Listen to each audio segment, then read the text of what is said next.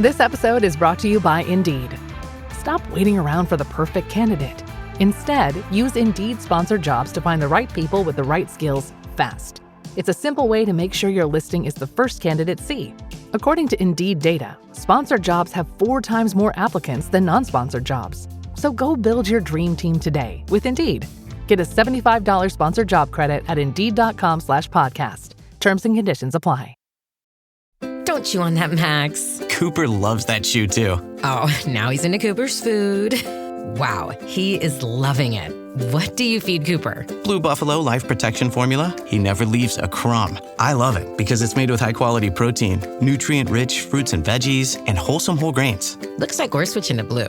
Blue Buffalo foods are made with the superior ingredients your dog needs to thrive. Can your dog food say that? Visit feedbluefood.com to learn more.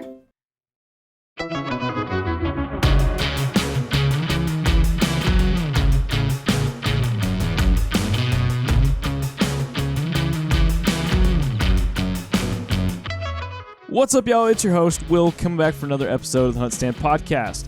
On today's episode, we're going to be bringing back some more turkey hunting madness to you, but we're going to be talking specifically about what to do when the Gobblers aren't talking, or when they're henned up, or when they're sprinting in to their death. But nonetheless, we got Mr. Cody Kelley from Small Town Hunting TV to come on and talk to us about this, go down a couple rabbit holes, and just have some fun on this episode of the HuntStand podcast. And again, y'all, we just want to thank everybody for tuning in to the HuntStand podcast. We can't thank y'all enough. We greatly appreciate y'all's support. If you're new to the podcast, make sure you're subscribed. Go on over there, rate and review for us. It really helps us out. We greatly appreciate it. But nonetheless, here's Mr. Cody Kelley, and we just want to thank y'all for tuning in to the HuntStand podcast. All right, man. Cody, appreciate you hopping on the podcast today. Man, I appreciate it. Good to be here. Absolutely, man. We can't thank you enough for taking the time out of your busy turkey hunting schedule and work to hop on here with us. And one of the things I like to do to start out each of these podcasts with, especially with new guests, is I like for y'all to give us the 30-foot tree stand view of who you are. So, where you're from, how you got into what you're doing, and just kind of giving us a little skinny of who you are, man. So, Cody, give us that 30-foot tree stand view. Yeah, I appreciate it. So, yeah, my name's Cody Kelley, and I'm with Small Town Hunting, which is myself, Keith Burgess, and Chris Ashley. And, we all cut our teeth and broke into the industry at Primos, doing Primos Truth About Hunting. We all worked there. Chris and Keith were there about 16 years. And then I came in after that. But we had a good run there and decided we wanted to try things on our own. And there was some corporate changes there, and it was the time to take a chance. And been doing small town hunting ever since. We're filming season 7 this year. We always joke around. We told everybody, man, if we can do it 2 years, that'll be a good deal. And then it's like, well, I guess we're going to do year 3. And then it rolled to year 4, and we're still going. Still going. That's good, man. Yep. So it's been a fun ride. We got a great group of guys, the producers, the editors, and then me, Chris, and Keith, the friendship there. It's the team is everything. So it makes it a lot of fun. Heck yeah, man. That's what it's all about. So how did you get into hunting? Was it kind of the standard going out in the woods with dad, or what got you obsessed with the outdoors? I would say I'm a blue book textbook. My dad was a big hunter, and it gravitated right to me.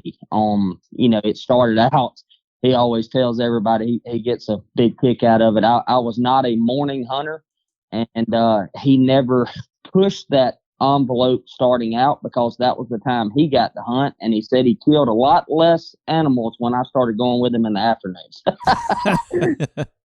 So it was kind of started that deal, toting the BB gun, and him keeping me busy with little Nintendo games, different things in the stand, and trying to keep me quiet. And that grew into, if the truck was going to the deer camp, I was in it. So, yep.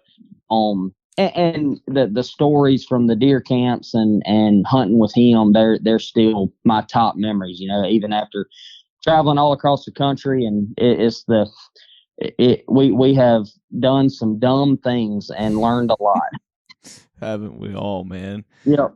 So, but yeah, I was blessed, man. I had a great, I still have a great dad, and still I get to go on a couple hunts with him a year, and we get to relive those stories. But yeah, that was 100% the roots. We grew up hunting, and it was, hey, if you get this list done around the house and here's your chores, then I'll pick you up Friday afternoon from school. We'll hunt Friday afternoon and Saturday, and then we'll go to church on Sunday. So that's pretty much how I grew up hunting.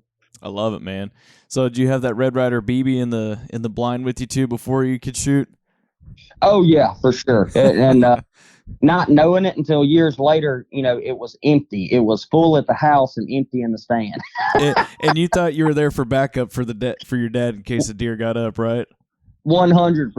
It's probably one of the funniest stories there was I was probably 5-6 years old, and I shot my first deer at 7, but I was probably 5, I would say. No. And we're in a box stand, and it was the old, we called it the old Johnson place, and it was just a box stand with a food plot, typical Southern, hunting.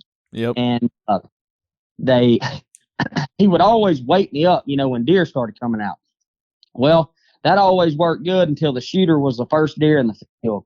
And I'm going to say probably last time I slept in a tree stand was when his 7 mag went off, and I was in a dead sleep in the bottom of the box stand. Ooh. I don't sleep again. I bet that was a nice little wake-up call. It was. So, but yeah, good times, man. And it's that's 100%, made me who I am today, and the hunting passion. Heck yeah, man. I am right there with you in that same boat. Used to take the old Red Ryder with me, either shoot squirrels if there weren't deer, or I'd sit there thinking I was backup for dad. Yep. So I can tell you, as a kid, if they would have had gamos, I'm gonna say our neighborhood would not had as many squirrels, and because I know what we were hunting squirrels and birds in the yard with, and if we'd have had what they have now, it's it'd be a lot less. I might have been in a little bit more trouble. 100%. Yeah. Oh, hell yeah. I will say that. So, man, I wanted to get you on to talk turkey hunting. We're in the thick of it. Y'all have been doing a lot of turkey hunting. We've been doing a lot of turkey hunting, and the birds are doing a whole bunch of different things across the nation. You got birds that are going nuts. You got birds that are still in winter flocks. And so I wanted to get you on here to kind of talk about hunting different types of birds. So hunting those silent turkeys, the ones that are henned up, and the ones that literally come in sprinting to die. And so I just wanted to kind of pick your brain, how are you hunting each of those birds? So to start off, how do you approach hunting that bird that's just silent? He might have gobbled a couple times on the roost, and then all of a sudden, nothing. So what's your approach? And that's tough to not cross into henned up as well. Yeah. I feel like that those two go, the approach is very similar in my opinion. It's kind of, I guess in our group, it's it's going to be a long one. It's a patient thing. A lot of times they're gonna gobble. Now it's not that bird out looking that's gobbling and trying to gobble a hen up, but they will gobble enough to stay on them. And I'm not saying, hey, if you stay on them and you hear the gobbles, you're going to kill them. That is definitely a tough scenario. But I feel like that's one thing we did really well in Georgia and Alabama. Although things were tough, and they gobble 8 to 10 times on the limb. They pitch down, and it's silence. Yeah. But our strategy on that, and my strategy is, I want to be in areas I know the birds are there. You've done the homework. You know they're roosting in close play, close to the same spot every time. They're living in a certain section, and just trying to stay close enough that when he does slip up and gobble, you're able to keep making moves and stay on him. And so, perfect scenario, we were on a bird in Georgia. The bird 2 mornings in a row was roosted within 50 yards of the same tree. Dang. And so we went in, he pitched down. He's got 8 to 10 hens with him. We got close. He gobbled with them. He got with the hens. He shut up. It was about every hour or so. And it was a lot of, looking at HuntStand and, man, he could go up here. He could go over here. And then all of a sudden he gobbles and he's in the same spot. He hadn't moved, been there an hour. And just staying with him. And then as the day went on, it was about 11 o'clock, the group started moving. Mm-hmm. And when those hens started moving and he's walking, trying to stay with them, there would be 3 or 4 gobbles there, where he's trying to, keep everything together. Yeah. And we could make another move. Well, that bird, it started at 6:15, first time he gobbled. And at 3 o'clock, they started making a move. And he gobbled enough that we luckily just got in a good spot, got close enough, started calling, hens get interested, and then we ended up shooting him at 3:30. But 100%, we knew that was what our plan was for that day. And I think, that was probably the most successful thing we did, is just trying to stay in there. So when he does mess up and gobble, you're close enough to make moves, and you just keep making those moves. Yeah. And that's not ideal. Mm-hmm. I mean, a lot of people, I'll be honest with you. Let's just be dead honest. If I'm at home, I gotta go to the office and I'm trying to hunt him off the roost, I never shot that bird that day. Yeah. There's no doubt about it. We were there, we were on a trip, and it was tough. And so we were in a position that we had the luxury to be patient and stay on it. So henned-up situation and you off the roost, I would 100% try to get as close as I could without bumping them. A lot of times, longbeard flies down first. You can, call to him softly, and he'll come to you before the hens pitch down. Mm-hmm. That's one tactic. The other tactic is, if he's still out of range, when he hits the ground, a lot of times you're close enough to what we call the bubble. You're close enough that you're calling that hen has to come over there to, she starts getting aggressive, and she'll come over there to see who it is. And then here he comes and follows along. So, aggressive on the roost to try to make something happen quick, and then patience, from there. Yeah. I would say in that scenario. What about those days where those birds just, they're not gobbling at all? Like, I mean, we've all kind of had those days that might be a little bit windier, or you had a cool front that kind of came in the night before and they just shut up for whatever reason, or it's just one of those dog hot days. I mean, what are you doing on those days that they're not talking at all?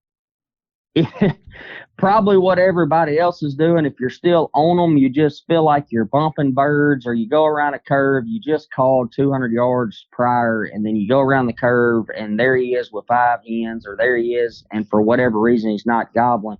It's tough, man. I don't think there's a tactic there that you can revert that. I wish there was. I think it would be a lot more fun on those days. Yeah. I mean, do you ever just kind of, I've done this before, and I think if it's only worked 1 out of 5 times, but just sitting in an area where, historically you might have seen them before, or, it's kind of their general area. Do you just plop down next to a tree and yelp every 15 to 30 minutes? I think so. In that situation, so they're not gobbling, I feel like you're faced with two options here. Yeah. One is the old motto, go to a hot bird. So you cover the ground, you go try to find a hot bird. If you don't have the ground to do that, or that's not always the best play for the reasons I just said, in my opinion. And like I said, these are all my opinions. It is not the way in the book of turkey hunting. It's every day you learn something new. Oh yeah. But you go try to find a hot bird. Well, what you run into a lot of times on that, if they're just not gobbling, you end up bumping a bunch of birds. And I definitely think the safest and best scenario in that is to try to find somewhere you've seen a strut zone or, a food plot outside of the timber, block of timber that is at, and do some light calling every 15 or 20 minutes.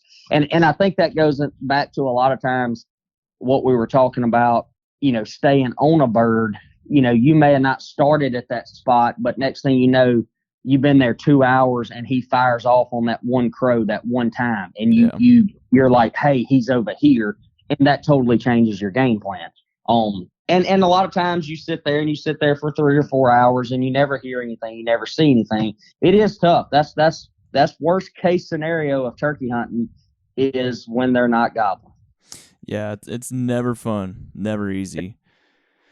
But I mean, you get, the average hunter gets a Saturday morning, and he gets to hunt, and, you gotta pull out all tricks of the trade. And that's definitely a successful one. I've seen it work. We did it in Mississippi this year.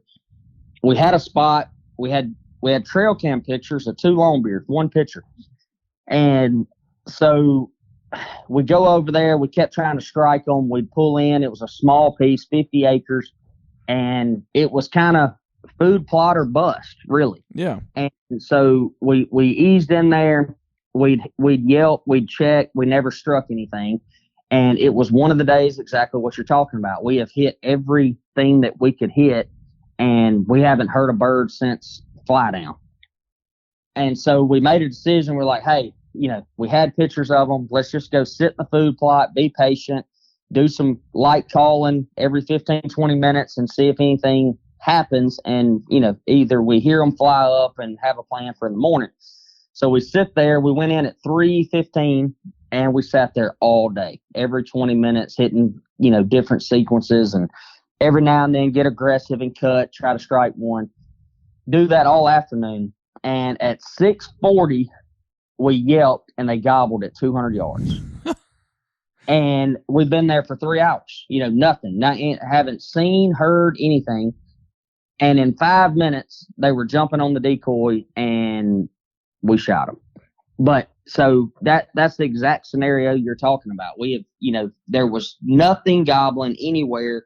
And we had done that for 2 days in a row and not striking anything, bumping some birds every now and then. So we just decided that, we know there's birds in here. Let's sit down, be patient, call every 15, 20 minutes. And it's one of the best hunts we've had all year. Heck yeah. All right, y'all, we're going to interrupt this podcast real quick from a word from our sponsors and to thank them for the support of the HuntStand podcast. First, we got Federal Premium Ammunition. It's federal season. There's nothing louder than a gobble from longbeard that struts into range or silence as complete as after you take the shot. Celebrate the ultimate rite of spring with Federal. Up next, we've got Work Sharp Tools. Sharpen every knife you own. And finally, we've got Yamaha Outdoors. Revs your heart. So we just want to thank them for their support of the HuntStand podcast, and we're going to get right back to it. So I kind of want to talk about henned-up gobblers next, diving in, because sometimes, we have the scenario that you were talking about earlier, but then one of the things I ran into recently was I had a henned-up tom that he was just gobbling his head off. So when you've got a tom like that he's got a hen that, he's following her, and you're back behind him or off to the side and you're yelping and he's gobbling and everything you're throwing, but he just keeps following her and he's gobbling and walking away. How do you attack a bird like that? I mean, are you going right at this bird? Are you going to try and cut them off if you know where they're going? Like, how do you approach a scenario like that?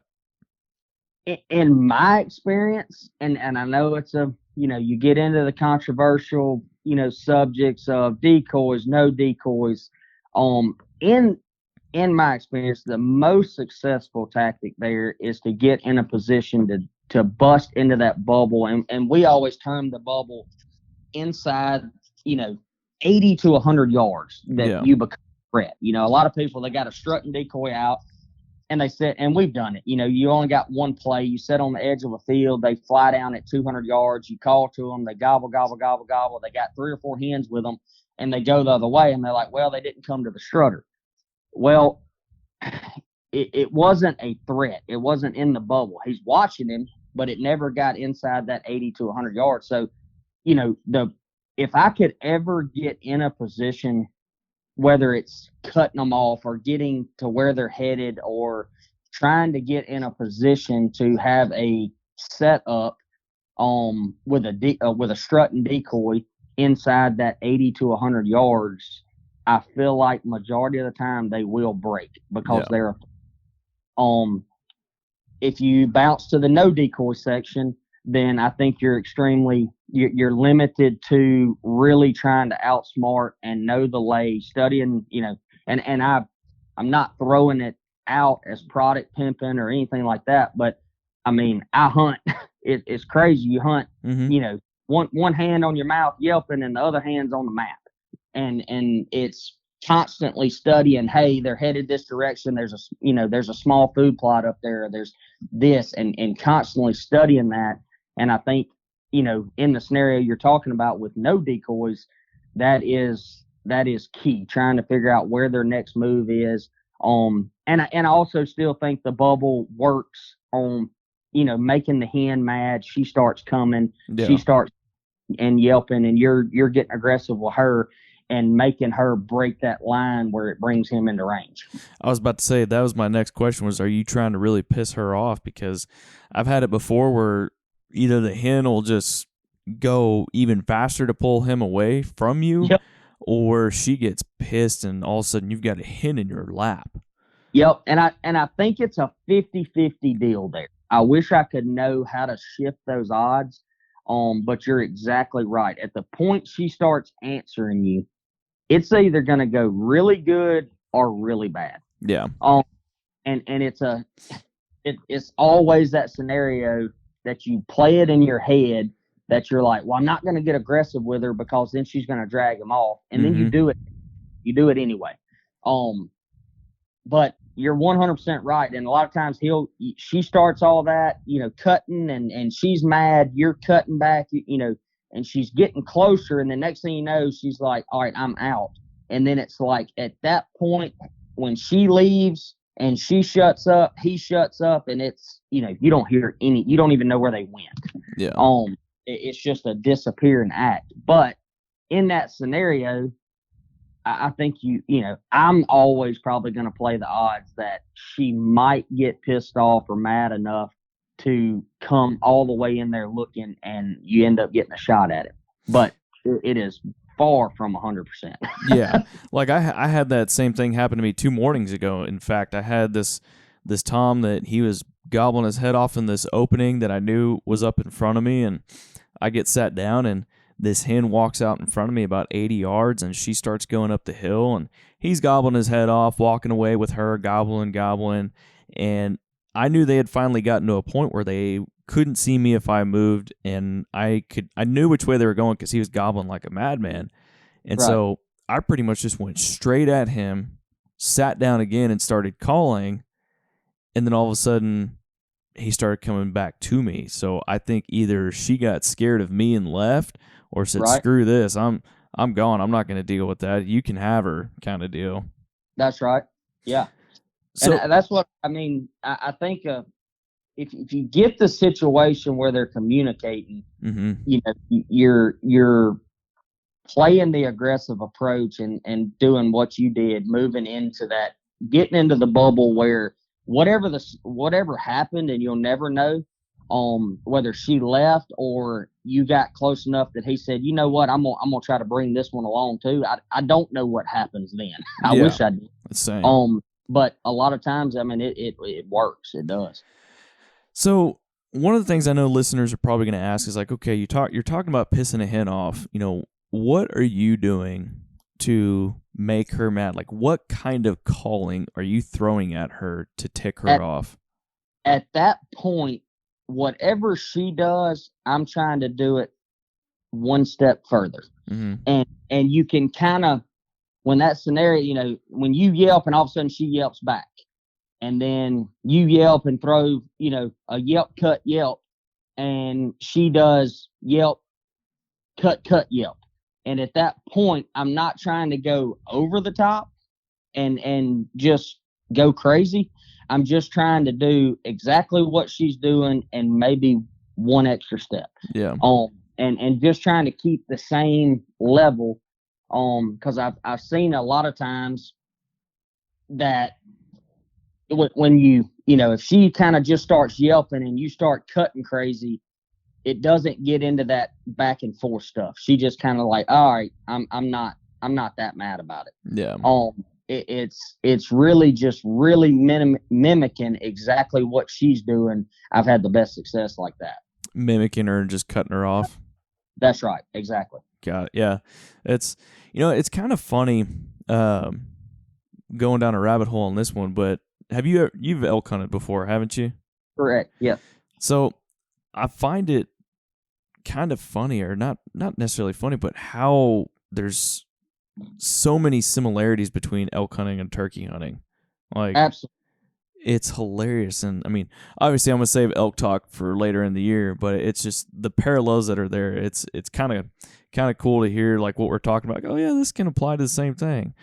And I'll honestly say, I feel like if you had a person that is a good elk hunter, is elk hunted and understands the philosophy and the drop back calling scenario, or we've always hunted on elk and I'm not going to go far down it. Like you said, we can talk about this in end of August, but if you take a lot of the elk hunting philosophies and you bring them over to turkey, you can be successful. And I feel like if you have a good turkey hunter and you send him out west, he can figure out the game of elk hunting.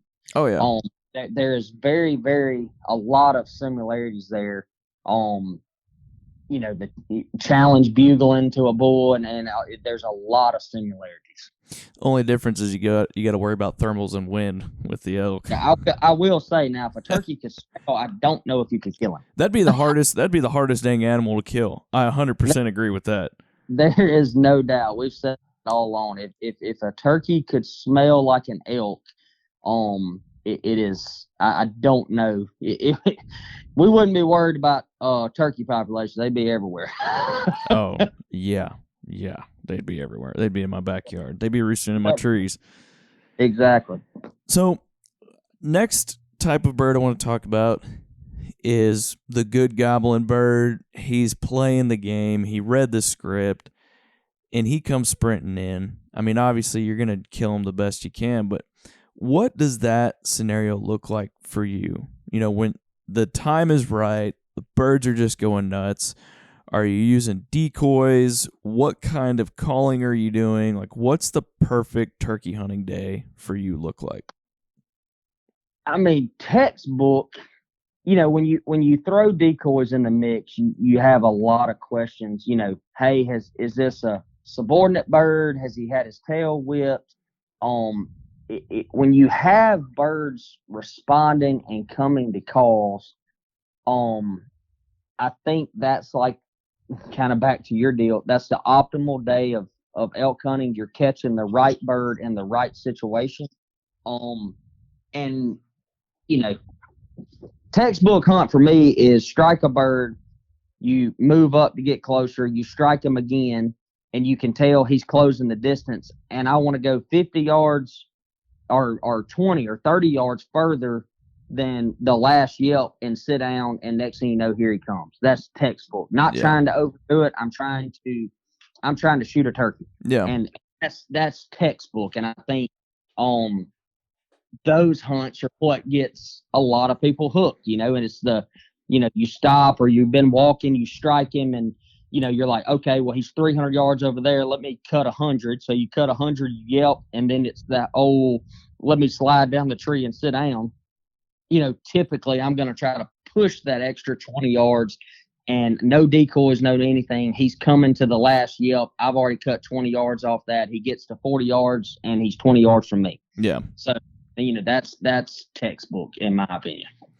What about the mornings where you've got birds roosted, you know where they are, and I'd say, probably in your part of the states, y'all got a lot of agricultural fields that you can sit on, and these birds are coming out on. We've got a few down here in Texas, but not so many. Are you sitting up on edges of fields, knowing where these birds are going to pitch down? And in that scenario where you're sitting up on a field, what kind of decoy setup do you have? We're actually really heavy timber in Mississippi. So it's a lot of, I'll describe a textbook Mississippi hunt. You got pine trees or you got hardwoods. If you got hardwoods, you're hunting on ridges. So birds roosted on the edge of a ridge, and the key to the game is to try to get on the same ridge with him. Yeah.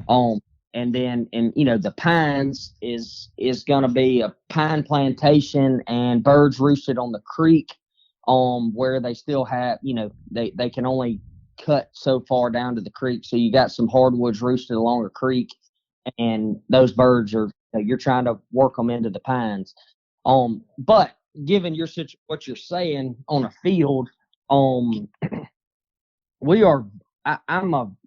whole group, we are fans of a lay down hen strut and decoy in a field situation, or a 3/4 strut with a lay down hen. Yeah. We throw a lookout hen every now and then to the side. If it's a little bit taller grass and I'm worried if he sees the lay down hen, I'll throw a lookout hen off to the side. But if it's a disc field or young growth in the field, and I know he can see that lay down hen, a lot of times I'll just roll strut and decoy with a lay down hen. Nice. Okay. So in y'all's scenario, though, like what you're talking about in these timber farms and everything, are y'all throwing up decoys first thing in the morning, or are y'all just getting as close as you can to that roost, or where they're going to pitch down, and you're just going to start cutting and calling at them? I would say at the first of the season, opening day, we're going to have a strutter out. And I think we let the season depict when we start. I think early there's still a lot of establishing the pecking order. Yeah. So you may have a few that shy away from strutter, but a lot of times, they're still in that dominance phase where they're trying to establish who's top, who's king. Yeah. And strut and decoys early, opening day, no matter what the situation is, roosted birds, we go into hunt, we're going to put a strutter with a lay down. Now, as the season develops and you start having more bird, they'll start shying away from them. And I feel like as the season goes, it's a lot less decoys. It's a lot more of the yelp, move up, and try to get that bird looking. Also, you have a lot more cover on the trees at that point to make moves. And I feel like that's why we use decoys a lot early. Is everything's open. It's hard to get as close as you want to get in that bubble to make it happen. Mm-hmm. And a lot of times decoys help with that. Once you get some cover and grass starts getting taller, I think it's a lot easier to, make them come in and look, because it could be behind that grass patch. It could be behind that clump that's got leaves all over it. Yeah. It's a lot easier to make them and come in and look, just like an elk. Same philosophy. Yeah. Well, sweet, man. Well, to kind of recap what we've talked about, I want you to give the listeners kind of a number one on the advice list of what to do when hunting those silent birds, hunting those henned-up birds, and the good goblin ones. So what's kind of your go-to advice for those three subjects? I'll start with I hope everybody has that good goblin bird. I feel like those are the ones that you're thankful that it happened, and that's what keeps you going. Yep. And I think on henned-up birds and non-goblin, to keep that hunt in your mind. That's what keeps you going. Now the henned-up birds and non-goblin and outsmarting and playing terrains and those are the most rewarding. Mm-hmm. But I feel like the the yelp and strike one, and you just, the old saying, you could have rubbed two sticks together and shot him. That's what keeps everybody going. Yep, exactly. Well, sweet, man. Well, tell the listeners real quick, where can we find you on social media? Where can we find the show? And tell us about that real quick. Yep. So Small Town Hunting, we air on Sportsman's Channel. And then we've got a digital series as well, called Small Town Life. And that airs on Waypoint, Instagram, Facebook, Hunt Channel, Roku, all of our everything's uploaded to YouTube. So that the digital series is kind of a semi-live. If we shoot 3 birds in Mississippi within the next week or so, those are going to be out there, and it's bare bones, straight to the hunt, just good hunting footage. And then the TV show really brings in the strategy side and a little bit longer form. But yeah, so Sportsman's Channel and Small Town Hunting Facebook and Instagram, YouTube, Waypoint, Hunt Channel. So it's a joke inside our group is if they're not watching it, it's because they really just don't want to watch it. No, man, y'all got some great stuff. Where can we find you on Instagram? Small Town Hunting TV. All right, love it, man. Well, Cody, man, I really appreciate you hopping on the podcast today, talking turkeys and giving listeners some advice. Yep, I enjoyed it, man. We'll have to get you on, heck, elk season. I know we'll go on to that once August gets here. Yep, we'll keep rolling them. So it'll be good luck to everybody out there. It's if it's tough, it'll get better. And there you have it, everybody. Another end to the HuntStand podcast episode. And we just want to thank Cody for hopping on with us. He's got a hectic, crazy schedule, chasing these crazy turkeys all across the nation and putting them down on the ground, giving them some dirt naps. So, Mr. Kelley, we just want to thank you for hopping on with us again. And we just want to thank you, the listeners, for tuning in to another episode of the HuntStand podcast. Again, we greatly appreciate y'all's support. If you haven't yet, you have till May 31st to enter our big turkey giveaway. We are giving away a ton of stuff, all the way from a Savage Renegade, an Alps turkey vest. We're giving away some Montana decoys, some Federal Premium TSS shells, and we're giving a lot more. So if you haven't yet, make sure you either head to the link in our Instagram bio. I'm going to drop the link down in the description below. So make sure y'all are entered into that because you don't want to miss out on that. We're giving away over $3,000 in prizes. So it's a huge turkey giveaway. So make sure y'all go and get that done. And if y'all can, head on over to YouTube, check out our new YouTube channel. It's called Field Notes Outdoors, powered by HuntStand, of course. So make sure y'all go on over there, subscribe, check out all the hunting content we're going to be putting up there, all the turkey content we've put up so far, and we're going to have a whitetail series coming in hot this fall. So make sure y'all go on over there, subscribe, smash that bell button so you get notified every time we post some new content. But other than that, y'all, we just want to thank you again for tuning in to the HuntStand podcast, and we will see you on the next one.